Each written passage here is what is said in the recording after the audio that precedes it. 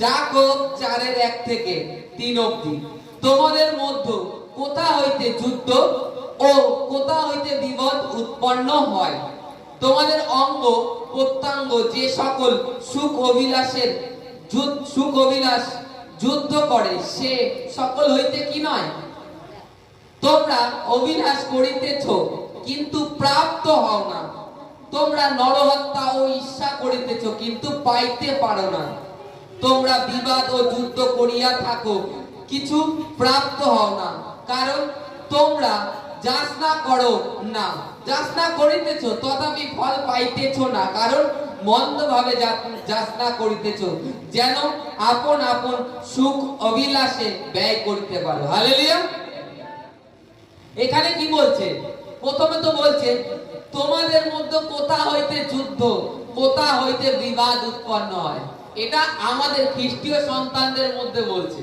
তোমাদের মধ্যে ঈশ্বরীয় সন্তান যে আমরা, আমাদের মধ্যে কোথা থেকে বিবাদ উৎপন্ন হয়, কোথা থেকে যুদ্ধ উৎপন্ন হয়, এর কারণটা কি সেইটাই জানার জন্য যে কোথা থেকে তোমাদের মধ্যে এই সমস্ত উৎপন্ন হয়।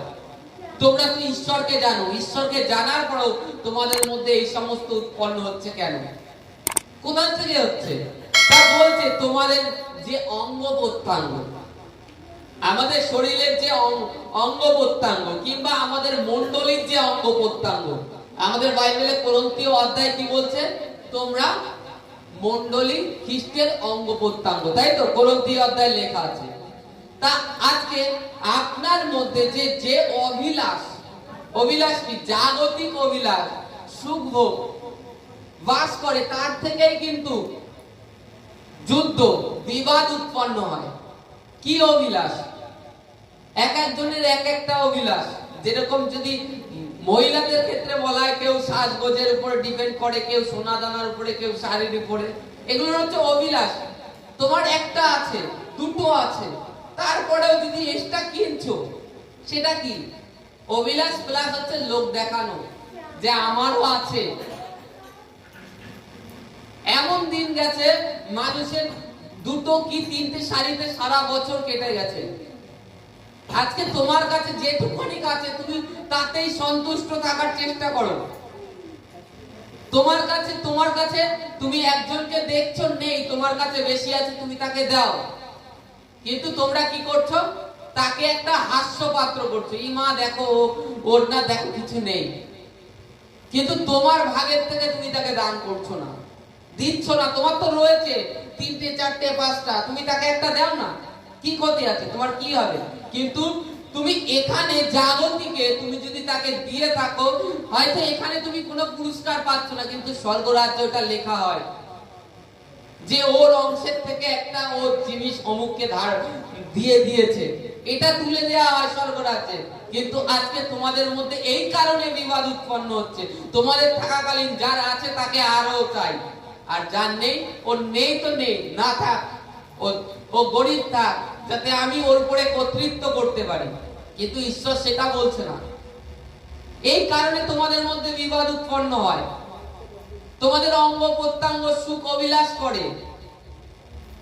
যার আছে, যার অর্থ আছে, সে অধিক চাচ্ছে, অধিক পরিশ্রম করছে। সে যদি বলে আমি নিজে পরিশ্রম করেছি, আমি লোককে দান করব কেন, এরকম ভাবনা আসছে। আরে বাইবেল এটাই আমাদের শিক্ষা দিচ্ছে, তুমি যে পরিশ্রম করছো, তোমার মধ্যে কে রয়েছে? সেই ঈশ্বর সদাপ্রভুর আত্মা। আজকে রাতে যদি তোমার প্রাণ চলে যায়, তোমার ধন কি হবে, তোমার সম্পত্তি কি হবে? কে দেখবে, কে ভোগ করবে? সেটা কি একবারও ভাবছো না? এই কারণে তোমাদের মধ্যে, ঈশ্বরের সন্তানের মধ্যে বিবাদ উৎপন্ন হয়। প্রভু যিশু বলছে যার নেই তাকে দাও। আর এখানে লিখেছে, তারপরে বলছে তোমরা অভিলাষ করিতেছ কিন্তু প্রাপ্ত হও না। অভিলাষ করছো, তোমাদের মধ্যে অভিলাষ। এমন লোক আছে, তারা অভিলাষ করছে কিন্তু পাচ্ছে না। আমার অমুক জিনিস দরকার, আমার না একটা সোনার চেন দরকার, কিন্তু সে পাচ্ছে না। কারণ সে অভিলাষে, মানে নিজের সুখ ভোগ কিংবা সাজগোজের জন্য অভিলাষ করছে যে তাকে সুন্দর লাগবে, এরকম ভাবনা চিন্তা, এই কারণে পাচ্ছে না। কিন্তু এখানে বলছে তোমরা অভিলাষ করছো, বিবাদ করছো, যুদ্ধ করছো, তবুও পাচ্ছ না। এবার তারপরে বলছে তোমরা ঈশ্বরের কাছে চাচ্ছ, তা সত্ত্বেও ঈশ্বরের কাছে চাচ্ছ, ঈশ্বর আমার একটা চেন দরকার, তুমি তা সত্ত্বেও পাচ্ছ না। কেন চাচ্ছ, পাচ্ছ না? ঈশ্বর কি দেন না? ঈশ্বর কি শোনেন না? ঈশ্বর শোনেন, তা সত্ত্বেও কেন দেন না জানেন? তুমি মন্দ ভাবে চাচ্ছ। মন্দ ভাবে কি? তুমি নিজে একা ভোগ করবে, এই যে মন্দ ভাবে চাচ্ছ, এই কারণে তুমি পাচ্ছ না। তুমি যদি এইরূপ চেয়ে থাকো যে ঈশ্বর তোমার ধন্যবাদ করি, আমরা যদি বাইবেলে দেখি প্রভু যীশু খ্রিস্ট যখন জেরুসালেমে প্রার্থনা গিয়ে যান, তখন একটা বিধবা স্ত্রী, তার কাছে দুটো সিকি ছিল। সে একবারও ভাবেনি পরে তিনি কি খাবে, তা সত্ত্বেও সেদিনকে বিশ্রাম বার ছিল, তার যেটুখানি দান করার সামর্থ্য ছিল ঝোলা ছেড়ে দান করে দিয়েছিল, দান করে দিয়েছিল। তার প্রভু যীশু তখন কি বলছিল যে সব থেকে অধিক দান করলো এ, কারণ এর কাছে নেই। আর যারা দান করছিল তাদের থাকা সত্ত্বেও, মানে অতিরিক্ত, যেটা অতিরিক্ত বলা, তাদের একটা অংশ দিচ্ছিল, কারণ ধনে কাউর অতিরিক্ত হয় না, যত আছে তার তত লাগে, অতিরিক্ত হয় না, তার একটা ভাগ দিচ্ছিল। কিন্তু সেই বিধবা স্ত্রী তার ঝোলায় যা ছিল সব দিয়ে দিয়েছে ঈশ্বরের পায়ে। এই যে বিধবা স্ত্রী, এ কিন্তু একবারও ভাবেনি কালকে আমি কি খাবো, তা সত্ত্বেও ঈশ্বরকে দিয়ে দিয়েছে। তাতে কি হয়েছে? ঈশ্বর কিন্তু পরের দিন তাকে ঠিক চালিয়ে নিয়েছে। সে কি না খেয়েছিল? না, ঈশ্বর তাকে জুগিয়ে দিয়েছে। তাই এখানে আমরা কি করি? আমরা মন্দ ভাবে চাই। মন্দ ভাবে কি?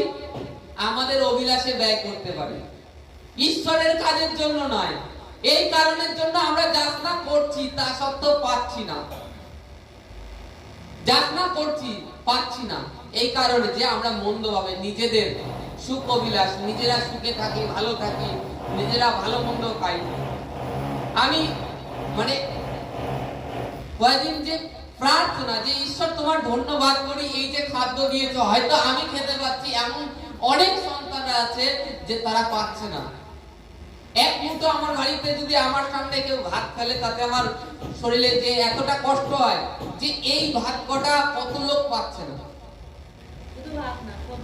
যে কোনো জিনিস যে কত লোক পাচ্ছে না, আর আমরা তার মূল্য দিচ্ছি না, একবারও ভাবছি না যে তাই তো আজকে আমাদের পরিবারে কেন অনাটন, দরিদ্রতা কেন আসে?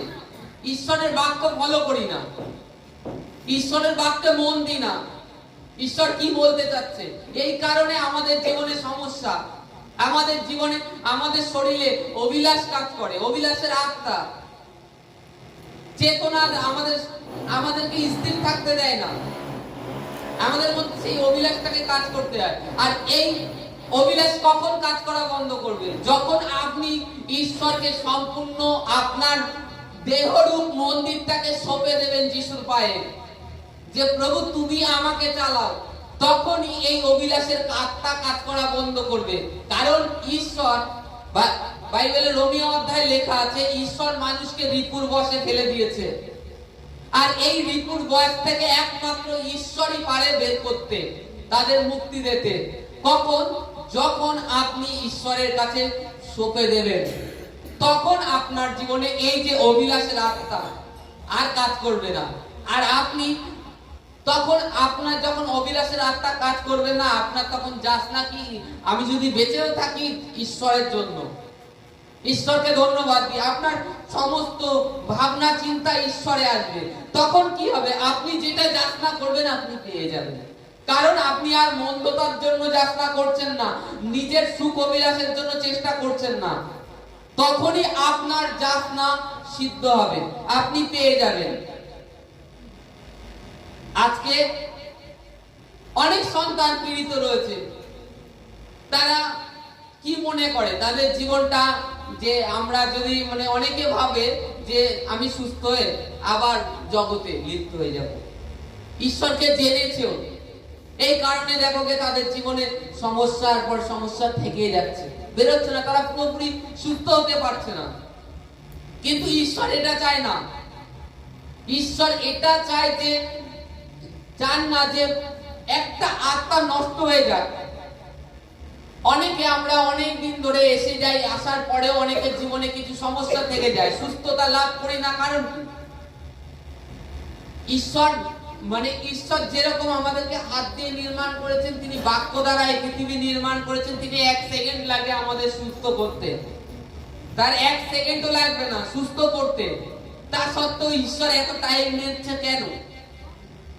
কারণ যদি তুরন্ত আপনাকে সুস্থ করে দেয়, আপনি সেই আবার জগতে অন্ধকারের মধ্যে লিপ্ত হয়ে যাবেন, পাপে লিপ্ত হয়ে যাবেন, আর আপনার আত্মাটা বিনষ্ট হয়ে যাবে ঈশ্বরকে জানার পরে। এইটা ঈশ্বর চায় না, এই কারণে ওয়েট করে ঈশ্বর, অপেক্ষা করে ধীরে ধীরে। আর আপনি যখন আস্তে আস্তে বাক্যের থেকে সুস্থতা নিজের জীবনে নিয়ে শিখে যাবেন, তখন আপনি নিজেই বলবেন আমি আর জগতে যাব না, ওই অন্ধকারের ময় জগতে আমি আর প্রবেশ করব না, যেখান থেকে ফিরে এসেছি, কিংবা যে মিশরের জীবন থেকে ফিরে এসেছি আমি আর যাব না। তখন আপনি তুরন্ত সুস্থ হয়ে যান, যখন আপনি আপনার হৃদয়ে বুঝে যান যে যিশু ছাড়া আর কোনো গতি নেই। তখন ঈশ্বর আপনাকে উঠান, আর উঠাবেনই। আজকে অভিলাষের জন্য চেষ্টা করো না, আজকে ঈশ্বর সুস্থতা দেয় যাতে তুমি ঈশ্বরের কাজ করতে পারো, সেটার চেষ্টা করো।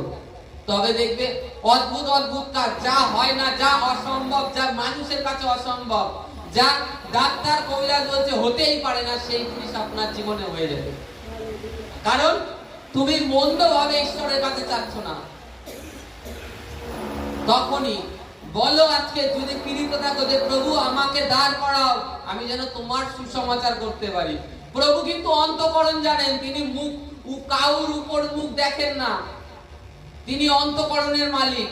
আজকে ভাবছো হয়তো প্রভু বললে আমাকে সুস্থ করে দেবে, না, প্রভু অন্তঃকরণ জানেন যে কে কখন আমার সম্মুখে দিন হয়ে এসে আমার কাছে যাচনা করেছে, তখনই ঈশ্বর দেবে। আর এমন এমন সময় আসবে আপনার জীবনে, আপনার কোনো সমস্যা থাকলে আপনার চেতে হবে না, যে ঈশ্বর আমাকে এর থেকে সুস্থ করো কি বের করো, চেতে হবে না। ঈশ্বর তার আগে সুস্থ করে দেবে। কারণ কি, ঈশ্বর এটা দেখে যে আমার বিশ্বাস্ত দাস, বিশ্বাস্ত সন্তান, একে আমাকে তুলতেই হবে। ঈশ্বর তখন সেটা দেখেন, তখন আপনাকে